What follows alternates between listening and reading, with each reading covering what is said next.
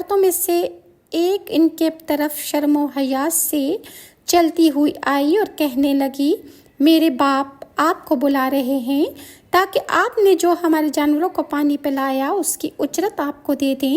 جب حضرت موسیٰ ان کے پاس پہنچے اور ان سے اپنا سارا حال بیان کیا تو وہ کہنے لگے، تو نہ ڈر، تو نے ظالم قوم سے نجات پا لی ہے۔ ان دونوں میں سے ایک نے کہا، ابا جان آپ انہیں مزدوری پر رکھ لیں، کیونکہ جنہیں آپ اجرت پر رکھیں ان میں سے سب سے بہتر یہی ہیں جو مضبوط اور امانت دار بھی ہوں۔ اس بزرگ نے کہا کہ میں اپنی ان دونوں لڑکیوں میں سے ایک کو آپ کے نکاح میں دینا چاہتا ہوں، اور میری بیٹی کا مہر یہ ہوگا کہ آپ 8 سال تک میرے ہاں کام کاج کریں گے۔ ہاں اگر آپ 10 سال پورے کر دیں تو یہ آپ کی طرف سے احسان ہوگا۔ میں یہ ہرگز نہیں چاہتا کہ آپ کو کسی مشقت میں ڈالوں۔ اللہ کو منظور ہے تو آپ آگے